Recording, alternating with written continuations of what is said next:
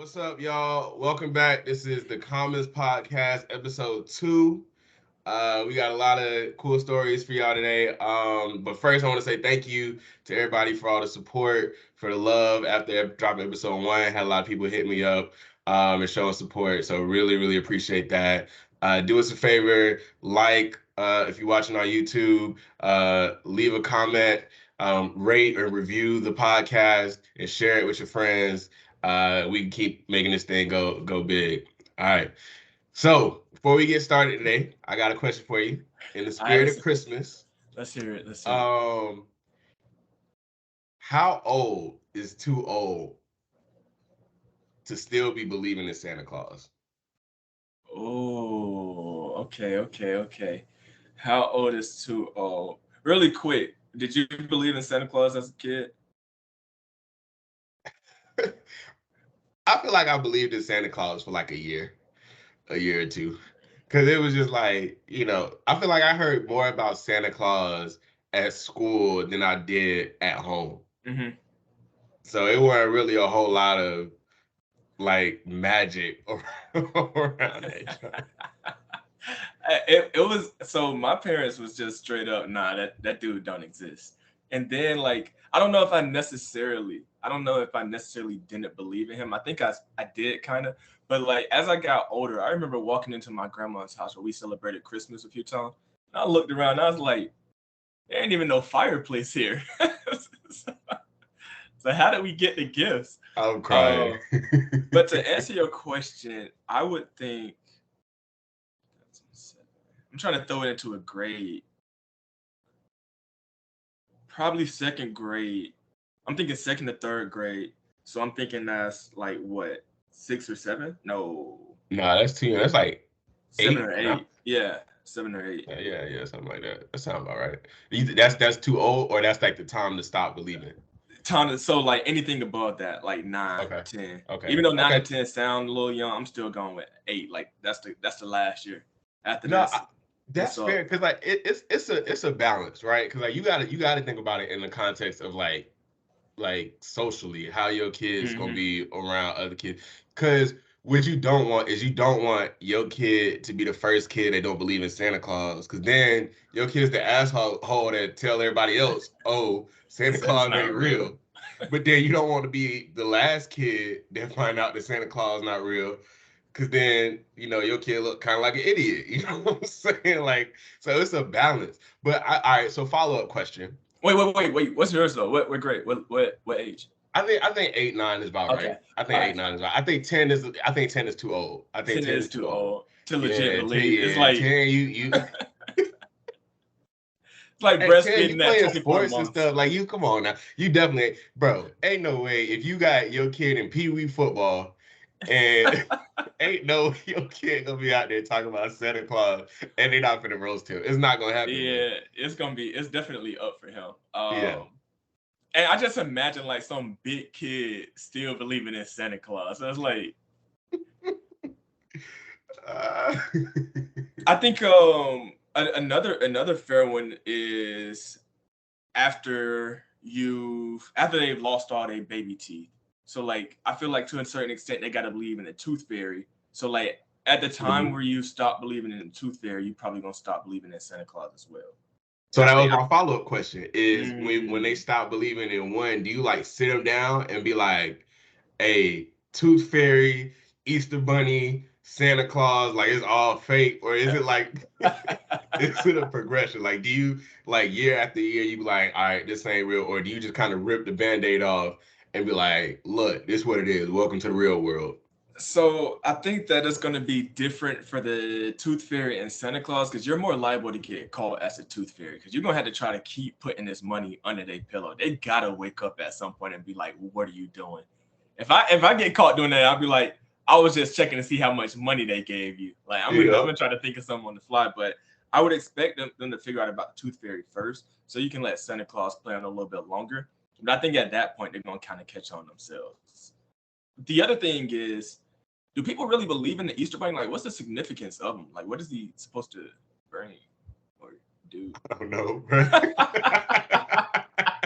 I feel like What it's just is- I don't know, bro. I feel like it's just an excuse to have a mascot at an event. Like I feel like people was like, all right, how can we make Easter fun? Because like everybody go to church, you know what I'm saying? Like that's the big thing.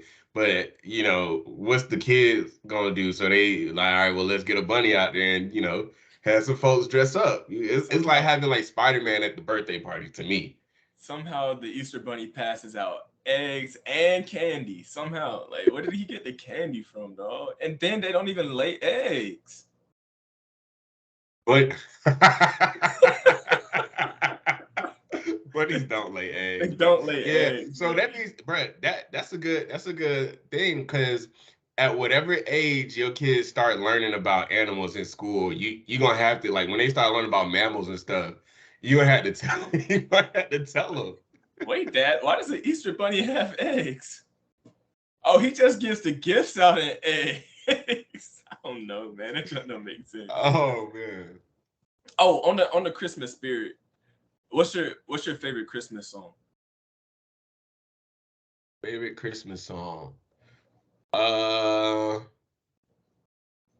I think it's probably what's it called? Walking in a Winter Wonderland. That's probably Really? yeah. I like that old school John. Yeah, that junk is pretty hard. I like it. But whose rendition of it? Like, do we got like the little kids Couldn't choir? tell We you. got I like Frank Sinatra singing it. I feel like it's probably a Frank Sinatra. I don't know if Frank Sinatra ever sang it or if he has a rendition. No, you know what? No. My favorite Christmas song What you all got? What you time got? is easily Mary Did You Know by Pentatonics because they killed that junk. The acapella Mm, group, they got the bass, they did the beat, they hit all of that. They had like three different melodies in there, and then they built it up to this one part, and then they got like dead quiet. I was like, yeah, this man. is hard. Yeah, I remember when you told me about that many Christmases ago, and I listened to it. I was like, oh no, they got some heat. yeah, That's a good one. That's a good yeah. one. I will have to say that I personally hate Mary Did You Know. I was traumatized by the song a couple years ago. Um, How are you look, traumatized? bro, What? bro. You know how I play guitar, right? Yeah. Or play know how to. Look, bro, my parents bullied me and my brothers into singing that junk, bro. Oh. And so I like if I hear that junk, bro, I'm cutting that junk off, bro. Like Uh, trauma, like PTSD. Need to talk to a therapist about it. Level of trauma. bro, no, that's fair because I was supposed to sing that song one time at church, and it's like this one high note in there. Like I told you, that song builds up, and you're supposed to hit this high note. And I heard that joke. I was like, bro, there's no way I'm gonna do this.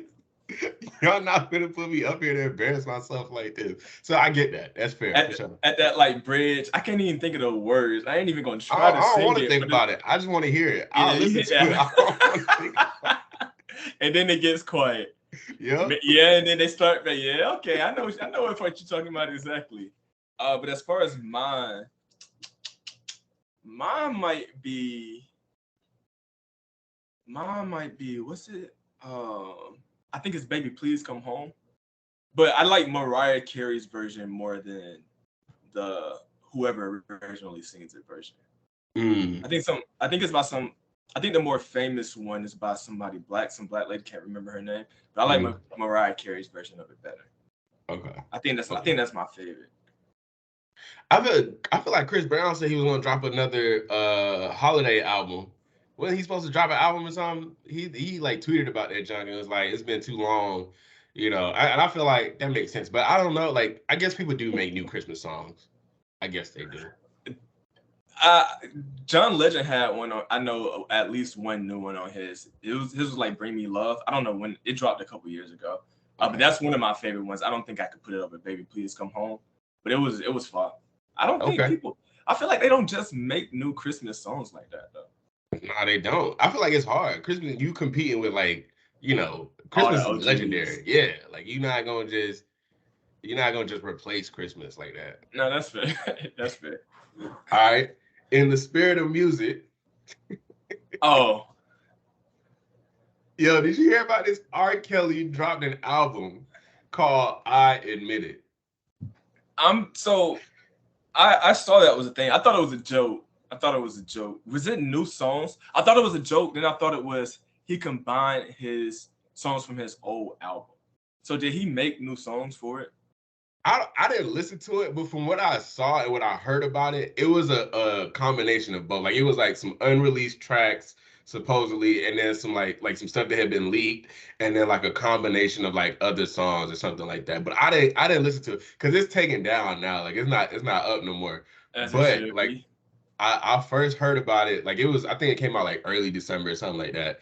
And that junk Uh-huh. was on Spotify and Apple Music, released by R. Kelly, and that junk said, I admit it. And it was crazy as like I looked at the track list because I saw it when it came out, but I didn't like actually listen to it. The songs on there, it had Good Old Days, Freaky Sensation, That's insane. The Last Man Standing, and I admit it slash I did it part one, two, and three. I just want to know, like, how did he, bro? How is this possible? Like, how is this man? He's in jail right now. Like, he's still in jail. He's still on trial for charges in a different state. I think in Chicago or something like that. But like, how is this possible for him to release a whole album on Spotify and Apple Music? Like, what's the process like?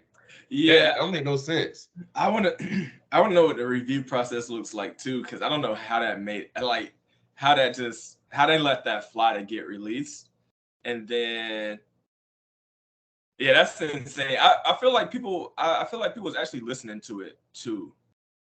I feel like I saw something about that, which makes it even worse because like I definitely like even if you listen to his old music, I can give you a pass for that. But like to listen to that specifically, that is horrible, dog. But it's like, but it's like, fans of people that are fans of R. Kelly, they just fans of R. Kelly. Like that Boondocks episode where like even though that man, did some crazy stuff, he was still was defending him. Now I feel like it's that is kind of wild for you to still be like listening to him, but it's the release process for like Spotify. It's got to be like a bot. Like I can't imagine, or they got some people that like really don't listen to music so that they can be like non-biased or something. Because I just don't see how you would see an album like, oh, this person dropped a new album, R. Kelly. Sure, yeah, that sounds right. Let's add it to his other collection. Like, I don't see how that would happen. Like, there's no way you don't know about R. Kelly, like what's been going on, like unless it's a bot or unless you just don't, listen to music like that. You know what? That brings up an interesting point too, though, because Gunna got out of jail recently, and the big thing in their case was you shouldn't be able to use people's music to prosecute them. So, if I feel like you can't say that for them and then say that he shouldn't be able to post that album for that reason, like even if he's admitting that, I feel like it's a little bit of a comparison. Like I, because then you have to compare like which is worse, what he did or killing somebody, anything of that nature. And it's like I don't know. It just brings up an interesting. I think it brings up an interesting juxtaposition just because I wholeheartedly agree that his junk should have never slipped through. Like I don't, his music should never have got posted. And like again, you can if you listen to his old music, cool. If he would have released a Christmas album and you listen to it, I can even give you a pass for that. But this album specifically, where he's admitting to whatever stuff that he's on trial for, like to listen to that, that's inexcusable. But again, in the same sentence, Thug and all them, like if we listen to music about somebody getting killed and it's just I turn that music up, dog. So it's interesting the how we see different types of music. Mm. I feel like it's a good point to say like both representatives of Sony who like Sony manages his whole music catalog and collection, and R. Kelly's lawyer, they both came out and said like, oh, the album is bootleg or it's an unofficial release. Like it's basically saying it's not legit. Like it didn't come from his team. What's interesting though is like in the comments that people released, nobody said that the album is fake. You know what I'm saying? Like that's that's what I would expect them to say. Like, you know, like, oh no, nah, don't listen to this. This is a fake album. It's not real. They just said it's an unofficial release. What does that mean? He was That the gonna songs release was it recorded. officially? What was the songs recorded, dog? That's what's this is bootleg. So somebody leaked it? Is that what y'all telling me? Not that it's fake. Is that so y'all aren't saying this is a deep fake. Y'all are saying that this was recorded, but somebody leaked it. Like we ain't dropped this officially. It got that's insane. I don't know what's going on, dog. That's crazy. All right. Anything else on this one before we go on to the next Is one? has he already been convicted once, or is he just on trial? No, he's been. I'm pretty sure he's been convicted for one set of charges against him, and now he's on trial for another set. I think in a different state. So like he had like multiple states charging him. Oh, okay. Yeah. Yeah. Electric chair. That is crazy, bro. All right, next up, we talked about this a little bit last time with FTX and the crypto exchange going down. Sam Bankman-Fried has officially been arrested. He was arrested, I think, last week or a week and a half ago, something like that. I think it was last week. He was arrested in the Bahamas. I believe he has already been extradited to the United States. He's going to start facing trial pretty soon. I think he was actually appearing in court earlier this week. Which is kind of crazy. So he's been charged with 2 counts of wire fraud conspiracy, 2 separate counts of wire fraud, conspiracy to commit money laundering, and some other charges as well. So he could face up to like 120 years, something like that, basically. And then for context, like we was talking about Bernie Madoff and like comparison to what happened there. Bernie Madoff was sentenced to 150 years in prison for the stuff that he did, which is like this. I mean, that's basically life. You know what I'm saying? You're not out. If somebody ever Nah, outlived 150 years, like let them out, bro. You know what I'm saying? Let them die in freedom. nah, that's facts. Is he's I don't know what he did to not get caught, but it does not sound like he was trying hard enough. Because if I'm him and I'm reading the news, it's like, yeah, my time, like they about to come looking for me. So like I need to create some kind of exit plan. Mm-hmm. Cause at first it was all good, but the moment you start to hear rumblings, it's like, all right, this things ain't looking good. I need to make something shake. Mm-hmm. I don't know if Bernie Madoff had that same chance. I don't really remember his story like that, but like he had like a good month to I make feel some like shake. you gotta weigh the options, right? Because it's like, yeah, you could. So in my head, right, something like this go down. I'm like, all right, what's the first flight to Russia? What's the first flight to China? I'm out. You know what I'm saying? But you gotta weigh like, what is the conditions of life gonna be like living in Russia or China or some other country that doesn't extradite to the U.S. versus like even if he goes to prison here, it ain't like he going to hard prison. Like they probably gonna put him up somewhere kind of nice, you know what I'm saying, where they give you 3 square meals a day, you get to go outside, you get visitors, like like the prison system here, it's just especially if you got money, like He probably get you're internet not doing no access. hard time, bro. Like you really chilling, you know what I'm saying? So I feel like you gotta weigh the pros and cons of that. But that's for the rest of your life though. Like, cause he's done, he's cooked. Oh, for Um, sure. so that's for the rest of your life. So it's Hmm. like at any point so it's like even if you went to China or Russia, like at any point you could have been like, all right, I'm tired of running, and just went and faced the music. But like you could have at least you could have tried something like that's you cooked now. So it's like even if it So is 3 square meals, you actually got a mattress and a pillow, and get to go outside. Like that's for the next like 60 years. Because he's in like what low 30s. he's 30. Yeah, that's the next 60 years. That man's done for you. That's it. That's your life. But he has been released on bond. I think it was like $250 million bond, which was crazy. So he's at his parents' place right now in California, chilling. But while that's been going on, So remember, I was saying how he basically took customer funds from FTX and invested it into Alameda, which was the hedge fund that was, tied to FTX, things like that. They were sister companies or something.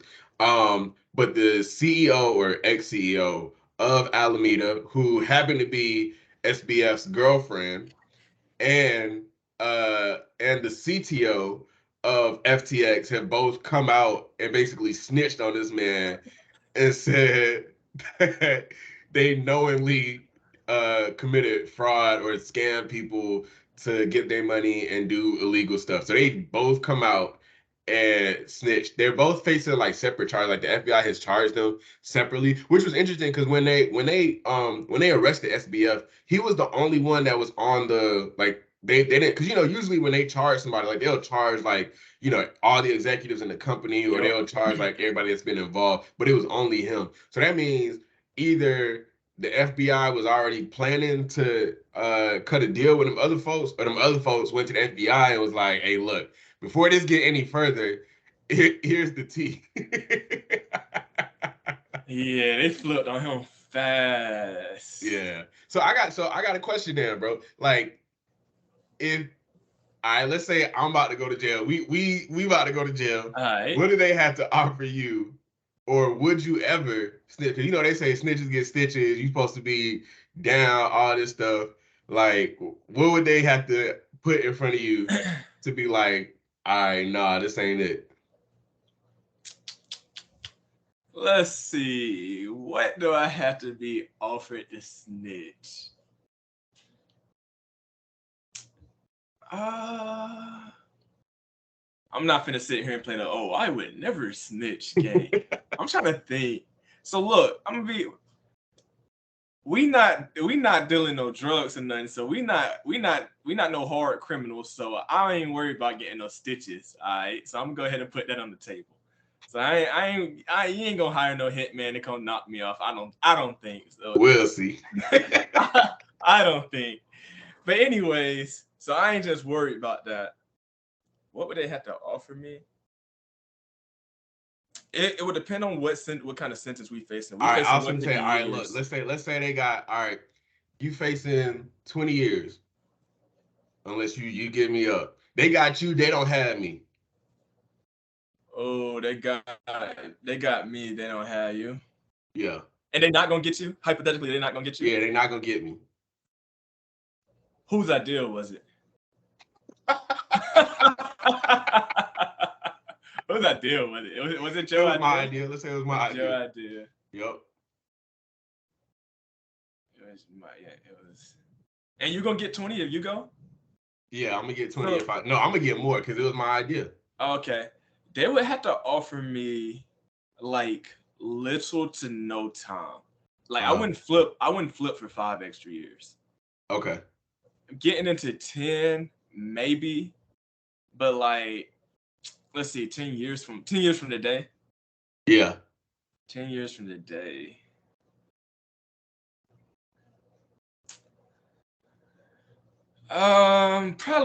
Probably around 10, but it's getting real flimsy over 5 because like the landscape just gonna be too different 10 years from now.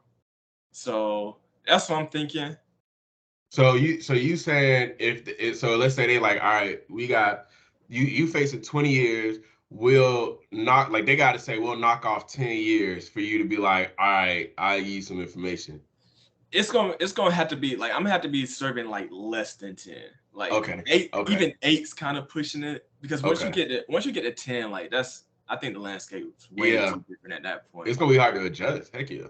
Yeah, I think it's way too different at that point. And then I won't be like even 10 years from now, I wouldn't be too old, but like I'm getting to that point of being too old.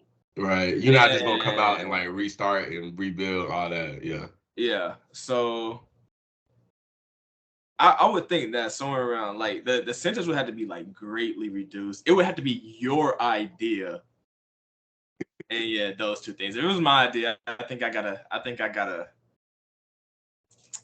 sit that one out. But that's along the lines of what I'm thinking. What you thinking? I feel like it depends on. Well, let me put this out there. If I'm if I'm in that position, it's because we went out big. Like, I'm not finna go to jail because, you know what I'm saying, we tried to rob the bank for, you know what I'm saying, 5K, 10K. Like, nah, we tried to hack into the White House. They got some secret safe under the basement, and we was finna walk out with $100 million and the nuclear codes. Like, it's something like that. So that's what I feel like. So if I'm in that position, it's gonna be pretty hard. Cause like to me, it's part of the legend. Like if I'm gonna go out, I'm gonna go out. Like it is what it is at that point. Like I'm all in. You So bring up a good point. so if they come out there and they be like, if they come out there, yeah, if it's gonna be really hard. Like they'll have to be like, yeah, you can walk free. Like you get like 1 to 5, maybe. Maybe Yeah, like like maybe 3 years, cool. three Because years anything other than parole that, after one. I'm gonna just write my name in the book of legendary criminals. That's it. They're gonna make a film about me one day. I feel that. Like what did we do to be in this situation? And it's like I feel like a lot of situations you know what you're doing to put yourself at risk, but you don't actually think that you'll get caught. So Mm. when you do get caught, you haven't like really prepared for it, making you more liable to flip. But if you're doing something knowing like, yeah, we get caught, we going it's a very real possibility that we're gonna get caught, or something along those lines, then you more so prepare for it. It's like, I just got to do my time, man. I think it just kind of depends on the situation. Mm-hmm. But I feel you. Part of the reason I asked is because I just read, like, I was reading like kind of the documentary on the whole Tekashi 6ix9ine scenario. You remember him, the Yeah, Tekashi 6ix9ine, and like how he kind of came into popularity, became a celebrity, all that, and then he got arrested, and that man flipped like instantly. Like yeah. they arrested him, and like 2 days later, he was like he went to the police and he was like, "Oh yeah, here's everybody that you need to know." Like he was working with them for like a good minute. Like he didn't hesitate nothing. And in the book, they were like talking about how it's actually pretty common for a lot of like that gay members, rappers to flip on a like to flip on their friends, which is Yeah. kind of crazy. I didn't really expect that, and I don't know how much of that I believe because I feel like a little bit of it is like, oh, let's plant this seed in there to be like, it is what it is. But I don't like. I could also see it happening. Like if you really out there and they be like, hey, look, you facing 25 years. It is what it is. It makes sense to me because it's basically either you or him. Mm-hmm. If you're being offered that, and then you don't know if the shoe was on the other foot, if they would have Right. stayed solid. So it's Yep. like, yeah, I'm gonna go ahead. And then like you're that's basically it for you. It's not it for your life, but you're not Nelson Mandela, you're not Martin Luther King. Nobody reading no notes that you wrote while you were in jail. So like that's basically it. So Yeah. it's like it's matter of fact, it might even be worse than it because you have to live out the sentence. Like it's not even like that's you dead. Whatever happens next happens next. It's like no, you gotta live 25, 30, 40, 50, 60, however many years. And it's like, dang, like I can flip on him today and make amends for 59 years, 364 days, as opposed to living out And that sentence. and if you flip, they in jail, you not. So they really gonna get you. Man, I imagine people be flipping fast because I mean it was a big deal when Bobby Shmurda didn't flip. He was Mhm. like, I mean, I started extra years for my so my homie don't go, whatever the case was. I So will I say imagine, it's kind of crazy too, because like we were just talking about Thug and Gunna. Gunna is out now. He like made a statement to the press. He like, I want to make it very clear. I didn't make any statements about anybody. Da, da, da. He's basically I didn't cooperate. Like I wasn't giving him no information. Thug is still in jail, and I saw an article the other day that was saying that the DA is basically so pressed to put Thug in jail behind bars that they're willing to offer deals to everybody else in YSL except Thug, which is kind of crazy. So it's gonna be interesting to see how that plays out. Like I think they're trying to get Thug in jail for life, which is kind of wild. So they say they're willing to offer deals to everybody else except Thug. some of what I saw was that a lot of that evidence is flimsy. So in that, if that's true, it sounds more like they're grasping for straws. Because like if you had a solid case, like you're True. getting everybody, unless you're worried that this is a big Atlanta group in a court of their peers, how hard is it going to be to convict them? So it's like, all right, we need to do whatever we can, stack as much evidence. Like, okay, but I haven't kept up with it enough to know if that's like the case or not. Just from what I've loosely looked at, um, it was like the RICO charge wasn't even didn't like it's flimsy, making the whole rest of the case flimsy, and that kind of sounds like grasping for straws. That's But fair. hey, Gunna free. Hopefully we get That's some fair. new music. I hope so too. I hope so too. All right. Next up, we got the Twitter files. So this was interesting. Uh, when Elon Musk bought Twitter a couple months ago, I think October, November, whatever, a couple months ago now, he decided to drop a set of files that show what really happened behind the scenes at Twitter regarding like content moderation and like how they were making decisions, what they were doing, all kinds of stuff. So this is like some documents, emails, messages, correspondence, all types of stuff. And the way he did it was he released them to a couple of independent journalists. I think it was three independent journalists, which is, that makes sense, right? Preserve integrity. They have different political views. So it's like, overall, you could get one kind of collective story because it's not like, right leaning or left leaning or any type of political agenda behind it. Right. So the journalists, they all like dropped the stories, and they I think they did like an official write-up, but they also did like a release of it on Twitter, like in Twitter threads where you could read it, and there was a couple of interesting stories that came out of it.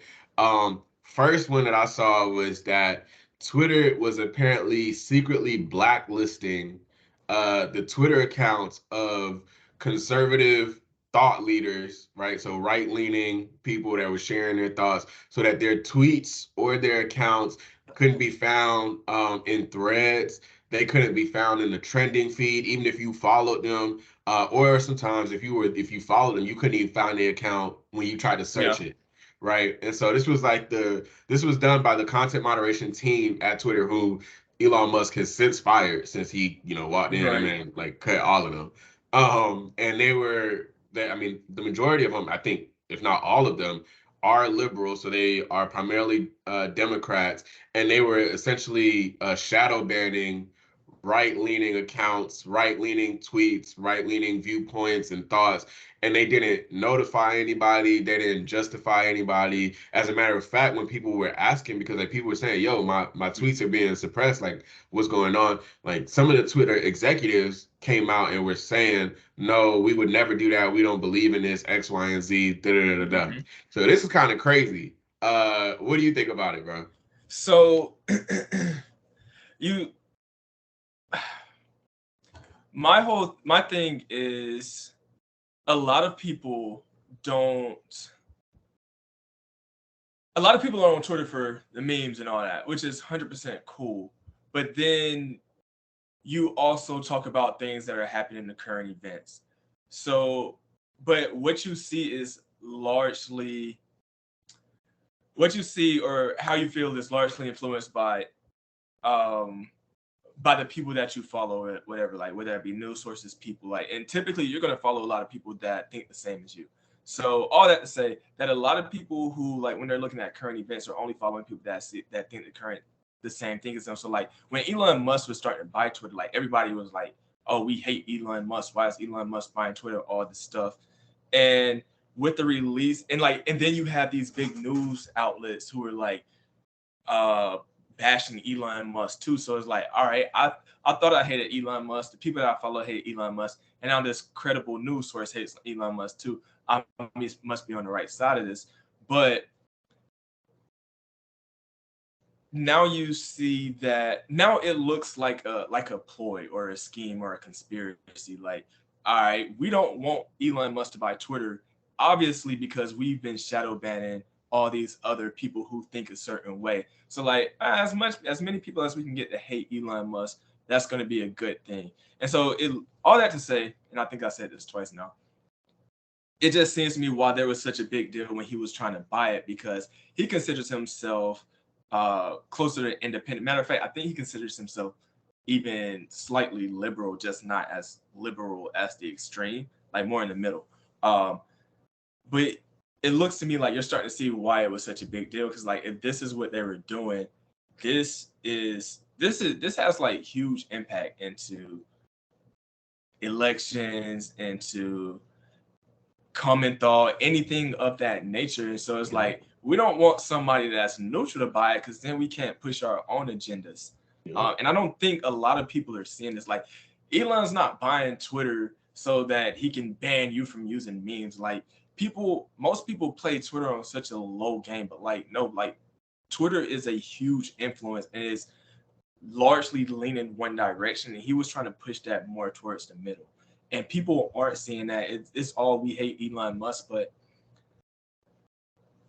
I'm gonna leave it. I'm gonna leave it there for a second. That's just kind of how I feel about it. Like I didn't see it on any news sources about anything about the Twitter files. Like I didn't and then like people are tweeting like negative things about Elon Musk, or Elon Musk like banned somebody for saying that for making a parody account of him, or for saying that Tesla suck or something like that. And it's like I don't care about anything that y'all have to say about him if y'all aren't also gonna acknowledge that he's dropping all this stuff that was done to suppress thoughts by the old administration. Like y'all heads are in the wrong place here.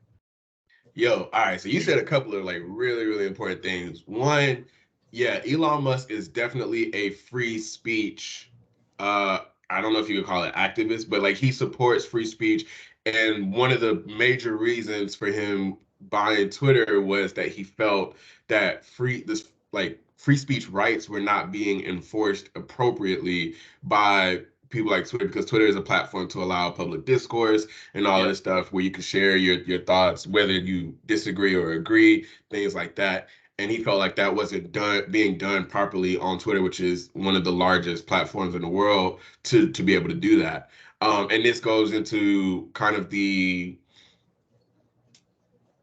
controversy around Twitter banning people like Trump, Twitter banning people like Kanye, like all of those things. So, and I'm not saying whether or not those actions specifically were right or wrong. Right. I'm just saying like this provides context into the larger overall theme behind some of those actions, right? Like, well, even if those actions, even if you want to justify those actions, there are other things that they were doing that were clearly In um violation. yeah, clearly in violation. And you could say you like even if you agree with it, you can't say that it's not in violation because they came out and lied about it. Like they openly lied about it and said, Right. no, we would never do this. But then here's the evidence that they were doing it. So Right. even if you agree with it, the lying about it, and I think what it really comes down to is like if you're gonna ban people or you're gonna say, oh no, we don't support this, like stand by it. But like they weren't Right. saying anything, like they didn't notify the people that, oh, you've been shadow banned, your tweets are being suppressed because of this reason or whatever. And they didn't provide any justification. They just did it because Nope. those those tweets, those thoughts they didn't agree with, and they felt like it wasn't important for other people to see those and formulate their own opinions. So that's pretty crazy. And another thing that you said was around the election, which is crazy. So I'll get into the other story in a second. But the election like this definitely does have a big like impact on like elections and thoughts that are being shared and conversations that are being had around it, which is really wild. So the second story that they released in the Twitter files was about the Hunter Biden laptop controversy that happened 2 years ago. And this was a couple of weeks, literally a couple weeks Yeah. before the 2020 election. There was a story that the New York Post published saying essentially that they had emails from Hunter Biden's laptop, basically saying that Joe Biden was being shady, um, in terms of a legal investigation that was ongoing with Ukraine into Hunter Biden at the time.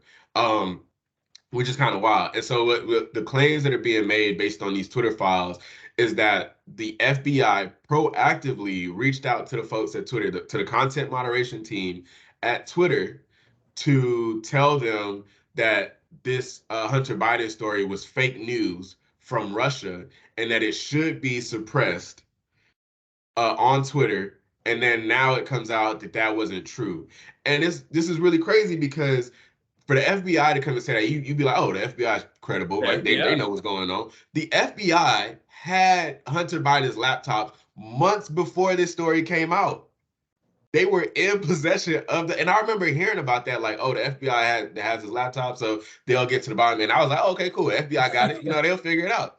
You know what I'm saying? And now it Right. comes out that the FBI, was proactively telling Twitter, feeding information to Twitter that wasn't true to push a certain narrative, to promote a For certain them. agenda, X, Yeah. Y, and Z. And what's interesting is like the FBI is actually very embedded in Twitter. Like FBI, like they have a Yep. lot of ex Yep. FBI agents and people that have worked for the FBI that worked at Twitter. Like even so far as like the chief, like one of the highest like legal officers at Twitter was the worked at the FBI for a long time and had a bunch of controversial stuff that he did at the FBI, and I think Hmm. was let go or asked to leave, asked to step down from the FBI because he was doing a bunch of shady stuff in the FBI, and now he's worked his way into a high position at Twitter. And this is crazy. This is crazy because one thing that I'll say when I was doing some research on this is like a lot of people talk about um a lot of people, especially on the right, talk about like the deep state and what is the deep state and other X, Y, and Z. And people think like, oh, it's people in politics, X, Y, and Z. And that's not necessarily the case. What it is people that have been in government, been in and around government for so long that they know how to manipulate certain little things to kind of get, to push a certain agenda. And Yeah. I'll give an example. When I was in college one time, I had talked to one of the faculty members about like there was some controversy that was going on in the dorms, and people were saying like, oh, why are we having to pay for this and we can't do this and this and this, and they wanted some changes to be made or whatever. And because I was in student government, I had access to some of the faculty, and I had talked to one of them, and we had a conversation. It was cool. Like he was a cool guy, whatever. But one thing that he said was, "I don't care about what y'all complaining about." He said because y'all gonna come here for 3, 4, 5 years. Y'all gonna complain and y'all gonna leave. I'm gonna have my job before, during, and after y'all are here. So I don't care. And that's crazy because like that's essentially what's happening here, where you have politicians that are elected to certain positions. You have we'll go through waves of different thoughts and theories and ideas that are pushed in the general public, but you have people that are in government for decades, in and around Yeah. government for decades, 20, 30, 40-year careers in government, and they have all of these friends, they know all of these people. You feel like they don't have these conversations and be like, oh, we feel like this is probably the way things should go. This is what should happen. I'm just saying it's a little bit more credibility to that, especially when you see stuff like this where you got an agency as big and as credible as the FBI getting involved in something as fundamental to the public as Yeah. Twitter. Yeah. And it makes you wonder if people on the left and on the right are playing the same game together. Like, okay, we look different. Sometimes we have to look like we're enemies, but at the end of the day, we had the same goal. That's kind of how I see it, anyways. Like left, right. I don't think either one of them really has many people's best intention in mind. You just gotta, you kind of just flow with how society is flowing. All right, society's moving more right. All right, this is what we're going to do. Society's moving more left. But I think everybody's kind of in it to maintain their own power, increase their own power. But this is kind of crazy when you think about for the Democrats, because between the Twitter files coming out and essentially a bunch of liberals suppressing, the right stories, thoughts, viewpoints, and then you think about SBF and FTX going down and how he donated millions and millions of dollars to primarily Democratic political candidates. Right. This ain't a good looking time. And I mean, like I said, between the 2020 election and then the midterms that we just had, you think about if those two things were not true, where we have elections that are very close, right? Like I think the House was only won with the Demo, or the Senate was only won by the Democrats. Yeah, Previously, it was a 51, tie, 49. but they had the VP who is a Democrat, Uh-huh. like that. And now the Democrats are only have like one or two seats over the Republicans. You think Right. about like how, the impact of some of these stories, like what would have happened, a couple $1 million being donated to a couple of Democratic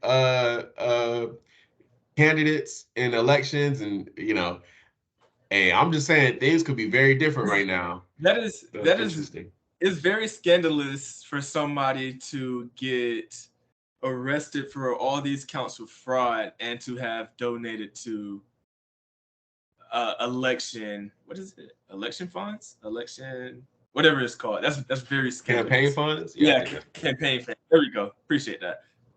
fair enough. We was just talking about Twitter, so I'm gonna jump to this one real quick. Elon Musk posted a poll on Twitter asking if he should step down from his CEO position. And he said that he would abide by the results of the poll. Now, the poll was up for about 12 hours, ended with almost 18 million votes. Yeah, 18 million votes. And the majority, 57% to 42%, said that Elon Musk should step down as head of Twitter. So you think one, do you think he should leave Twitter? And two, you think he's gonna like legit be out? And is this like a good thing for Twitter, for whatever? Dude, okay, let's see. I saw where he did that. I can only assume that he was ready to step down because he should have known that people weren't really rocking him with him at the moment that he posted the poll. Mm-hmm. So I dude's intelligent. I'm pretty sure he knew the answer was going to be yes, he should step down. I don't necessarily know if I think he should or not. I don't think it really matters if he does or not, because at the end of the day, he still owns the company. But I do like, so before he stepped down, though, he said that moving forward, we'll vote on policy changes. I personally thought that was cool enough to be like, nah, you don't need to step down. Of like, this is what you're gonna do. Like, all right, put up a poll. But what I also realized in doing that, you said he got like 18 million votes. Mm-hmm. He mentioned this before, but like, that is a really good sample size. Like, you can tell, he could post a poll and figure out who's gonna get elected for president next. Like, you can understand what's going to happen in the next elections with an 18 million sample size. So I wonder if he's going to lose that influence by stepping down. And I wonder if that might have played into him stepping down. Because, like, if I post a poll and it says, should I run for president? It gets 18 million votes. even if it's no, like how it was 43 to 57, you can make up that 7% ground. And then you have to take into the fact, like, other people who but yeah, like, all that to say, like, that is his level of influence or data collection has become ridiculous in the time that he was or has been over Twitter. Mm-hmm. Do I think he should step down? Maybe, maybe not. I don't think it really matters, because I think whatever he's trying to do, he's just going to put somebody in place that does it. But where he might have been open to it, the person he puts in place might not be open to it, because they're not going to have a poll that gets 18 million votes. How Fair about enough. you? Oh, which way you leaning? Um, honestly, I don't care. Like, I don't care enough to have an opinion on this. I think if he steps down, cool. I think if he steps down, he gets more time to work on, his other companies, Tesla, Boring Company, Neuralink, all of that stuff, which I think are doing some really, really cool stuff. So I don't know. It'll be interesting to see where it goes from here. I think the only way to really judge whether or not he should have stepped down is 12 months from now when you have a new CEO installed. What have they done? And see, all right, what do you think Elon would have done a better job in that position? Yeah. But either way, it's just one of those things that's like interesting to watch. I will say 2 days after the poll was posted, he commented under the poll and said that he would resign as CEO as soon as he finds somebody else that can take the job. His exact words were, "I will resign as CEO as soon as I find someone foolish enough to take the job." And then he said that after that, he's just going to run the software and the service team. So he's not necessarily stepping away from Twitter completely, which I mean, I feel like he wouldn't do because he owns it. But like he is kind of taking a step back from that head honcho role. So it'll be interesting to see. All right. This story I'm really excited about. So, uh, Chat GPT 3 Oh, is okay. being released. So, OpenAI is a company that builds artificial intelligence software and platforms. They have a platform called ChatGPT. Now, ChatGPT is essentially a language model that uses AI to generate human conversational type text within a chat interface. And that's pretty cool. So, they released ChatGPT maybe a month ago now. Um, Early mid-December, that time frame. It's free to use for now. You just have to go to the website chat.openai.com, create a free account, and you can literally talk to this AI and like you type questions. Now this like is cool, bro. Like I checked this out. Like I was just asking questions and like I asked it like, yo, what should I get my dad for Christmas? You know what I'm saying? Like I was afraid. I was like, hey, Christmas coming up. Like I don't know what I'm gonna Uh-huh. do. Like, hey, I asked what should I get? And it gave me some good options. Like it literally said, there are many gift ideas for Christmas. The best gift depends on his interests and hobbies. Here's a couple of ideas. It was like if your dad's a sport. Oh, go ahead. I hate to cut you off, bro. You I good? just I've been trying to figure out this same thing, and literally number one, I'm about to tell my brothers like, let's do that.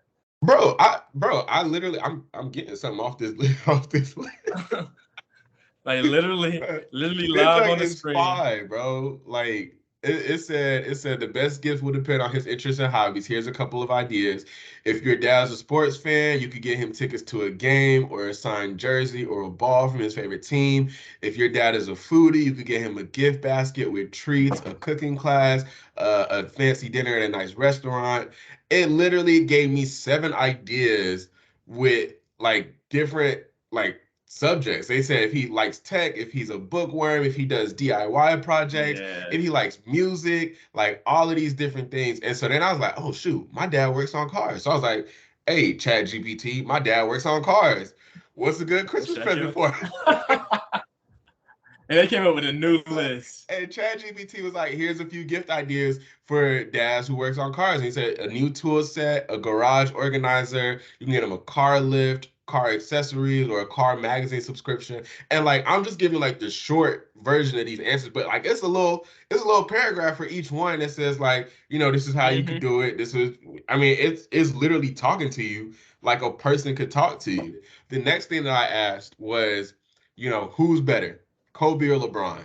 That was literally the question that I asked. Who's better, Kobe or LeBron? And this thing gave me a whole little summary. It says, uh, it's difficult to say definitively who's better between Kobe Bryant and LeBron James, as both players are widely considered to be among the greatest basketball players of all time. Ultimately, it is up to individual preference to decide who is better between Kobe and LeBron. Both players have had incredible careers and have made significant contributions to the game of basketball. This is wild. The first thing I thought when I did this was like, let me have been in school when this junk came out. All my reports would have been done instantly. Get out of here, bro. What? That's cool, and it's objective. It's very objective. It just kind of listed out what they did. Hard to say. I wonder if you did like Kobe versus some scrub, if they would have gave a more subjective or like even objective. But I wonder if it would have been more like definitive. Oh nah, Kobe was better than this scrub. Yeah. There's a couple of things that I think are important to kind of talk about with like Chat GPT being here now. Um, One, like I said, like this is it's well, I guess I'll start with the other one. So this fundamentally can change the way that we search. The way that we use search is gonna change because imagine something like this being available compared to Google that literally just lists a bunch of websites and then you got to Right. go like digging through and see like X, Y, and Z. So this is fundamentally going to change the way that we search, and it's so much so that since ChatGPT 3 was released 2.5 weeks ago, 3 weeks ago, Google has now issued a red alert, quote, red alert for all of their executives. They have moved resources and teams from focusing on other areas, I think in cybersecurity and other areas of their business, to focus on putting out a response to ChatGPT, which is insane. Like You made we could Google be shake. potentially witnessing like the downfall of, this is the next Netflix versus Blockbuster right here. You know what I'm saying? Like that's the level of impact that ChatGPT could have, which is really, really crazy to see. And I mean, it's a cool opportunity.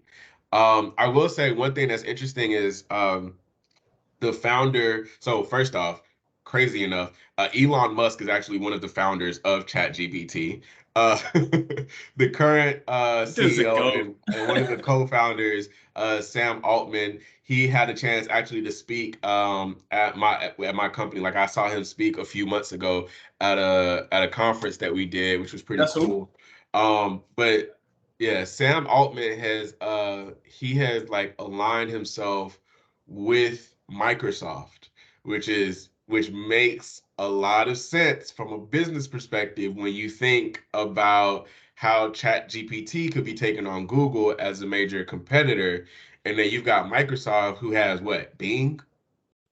You know what I'm saying? Like imagine if Bing is now embedded with ChatGPT and that's how you get your answers, your responses. Like that puts Microsoft in the game right there. That's a game changer. What?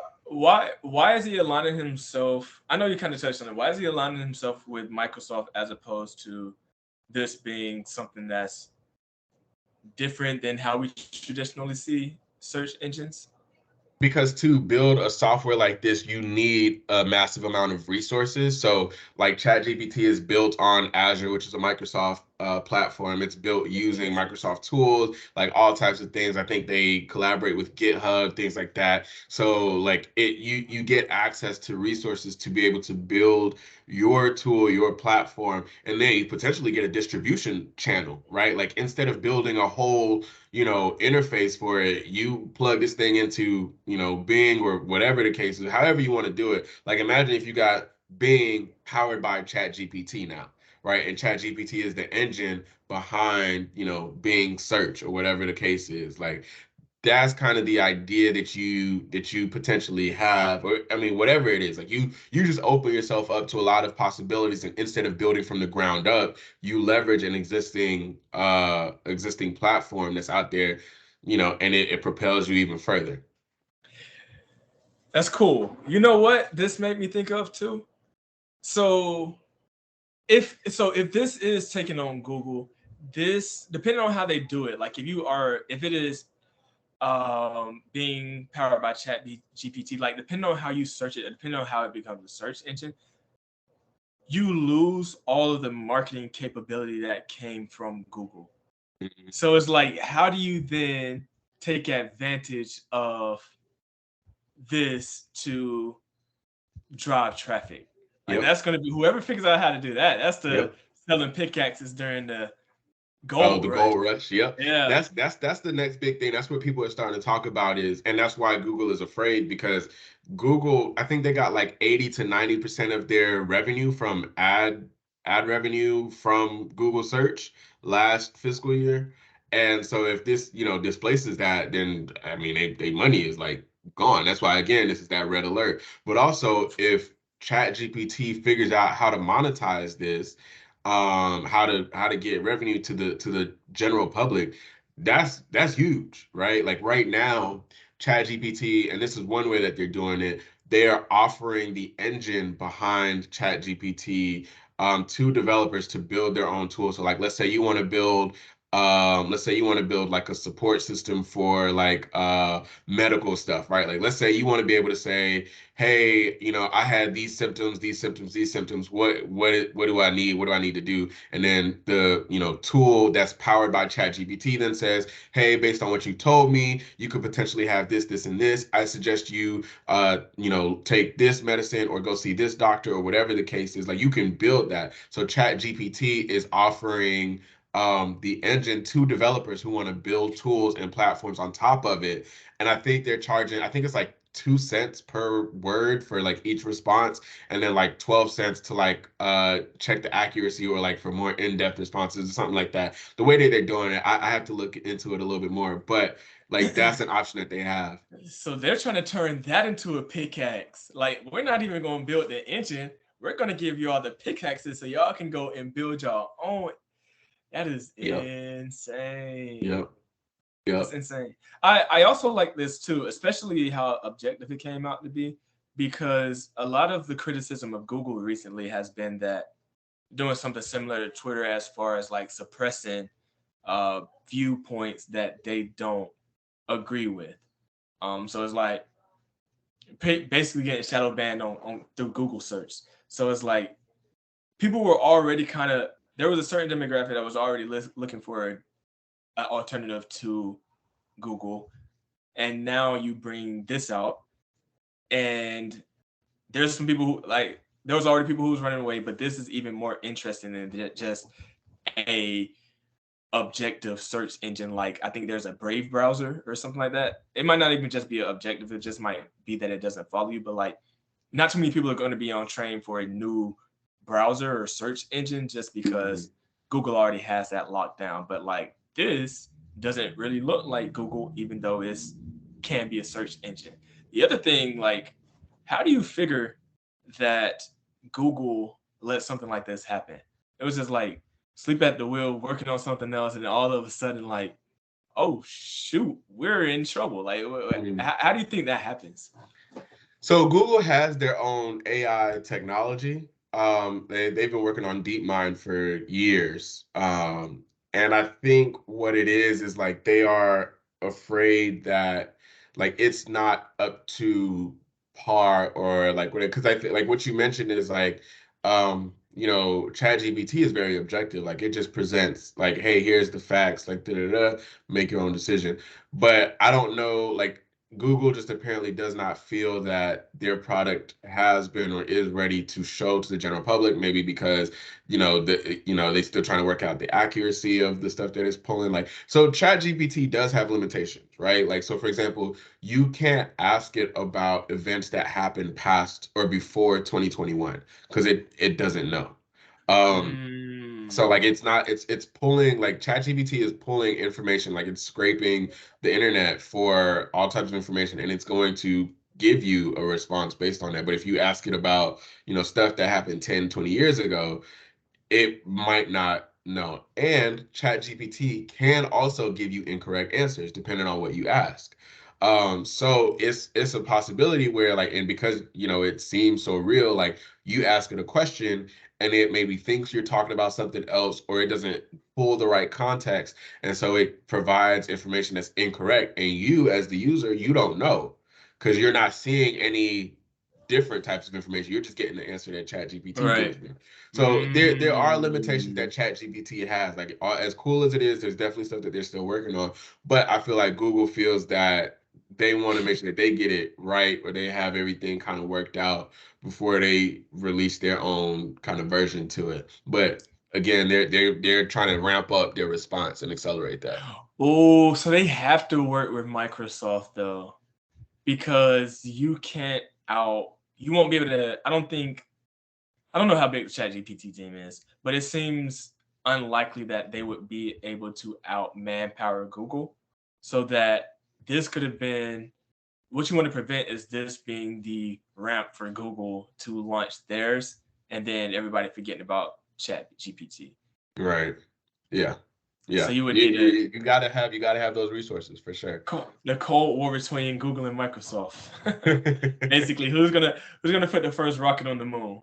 Right. It's kind of crazy. That's pretty fun.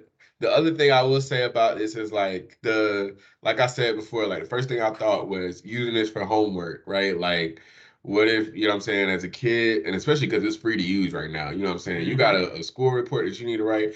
Now, ChatGPT might not necessarily write the report for you, but again, like I've had to do, you know, comparative essays like the one that we did between Kobe and LeBron. That's a great starting point right Oh, I there. was about to say that. Yep. It gave me the intro, it gave me the both sides, and it gave me the closing statement. I'm gonna just take that and I'm gonna start with it. And I'm gonna go to Google and like look up some other stuff and add it in. That's it. And what's cool about it is that because ChatGPT is conversational, I don't think you'll get the same answer twice. So if I ask it a question and you ask it the exact same question, we're gonna get two slightly different answers because it's conversational. So it's not gonna say the exact same thing. So we could both, you know what I'm saying, use it and then go fill in our own information and we're not gonna get caught for plagiarism because ChatGPT not gonna give that exact answer again. You know what I'm That's saying? fair. So it's kind of crazy. Now, one interesting thought that one interesting thought that I saw um in an article on Stretchery was somebody said like to combat this, right? Combat like kids using it for homework and things like that. Um, Imagine a world where a school basically licenses Chat GPT, right? Hmm. And this now becomes your source for starting, projects, right? Like, all right, hey everybody, use ChatGPT to, figure out to get the base information for X, Y, and Z. And then now you have to kind of come up with your own thoughts and whatever based off of what ChatGPT has said. Another thing is imagine if, the school licenses ChatGPT, but they tweak it to provide incorrect information in there as well. So now not only are you trying to formulate your own opinion, you're trying to weed out, okay, well, what's fake and what's real. And that builds a different skill within kids, which especially given the way that, information is flowing today, I think could be very, very important for kids. So very some interesting use cases that coming out of this. But I thought that was pretty cool to kind of talk about. That's pretty. Yeah, that's pretty hard. Shout out to them for dropping that. Yeah. Definitely gonna be looking to see where it goes next. I'm not gonna lie though. Part of me I'm hesitant to use it because like, why is it free? What kind of information do y'all want from me? How are y'all spying on me? All right. Last story that we got. Brittany Griner is back in the United States. Why are you laughing? Why are you laughing, bro? Brittany Griner was released from prison. She was released from Russian prison in early December. I don't know if you saw the picture. She looked like she was going. She had to cut off her locks too. That was crazy. Oh, But yeah, she was released from Russian prison in early December in a prisoner exchange that was completed successfully by the United States. You know why she got arrested? vape pen. Yeah. Yeah, yeah, she had. So it was basically like some weed oil in a little vape pen. It was less than a gram of weed oil. They sentenced her to 9 years, bro. That is crazy. I'm They sentenced her flipping. to 9 years for that job. And so the United States has exchanged a notorious Russian arms dealer, has been in prison in the United States since 2012 in exchange for Brittany Griner. Brittany Griner, since she's been out back with her wife, Joe Biden did a press release with her wife standing there in the background. And Brittany just posted on IG to show like how grateful she is to the fans, to the United States. And she's like, thank you so much for the support. I'm happy to be back home, X, Y, and Z. You got any thoughts? I'm happy for her. That's pretty dope. Yeah, I know her family. If nobody else is happy, I know her family and her are happy for sure. I wonder how much of the public outcry played into the fact that they got her back. Um, and it's so crazy because like you can't please people. You got these folks crying. Joe Biden needs to get her out. All this stuff. He Lil gets her Boosie was out. talking about it, bro. He gets her out. Oh, we traded her for this. Oh, this and that. Like I'm one of those people. Like I said the same thing, but I don't. No offense, Brittany. I don't really care. Like, I don't have no dog in a fight on this or anything. So it's like I'm gonna throw my jokes out regardless. Because I was saying like, and we traded her for the Merchant of Death. Like, dude, you got to be the next Captain America. Like, we need to get you a shield now. Like, we got to make this trade equal. Like, hooping ain't gonna cut it no more. But like, I wonder because like I feel like for a moment it did look bad for Biden. Like, I feel like most of the people who wanted her back were black, need the black population. But then in getting her back, you then split it to where like I feel like matter of fact, most people were like, "Oh, we traded her for this," and then as opposed to like, "Oh, thank you, Biden, for getting her back." But at the same time, the people who mattered probably were glad that he got back, which would be probably the athletes, the people with money, as opposed to people who were posting memes. Yeah.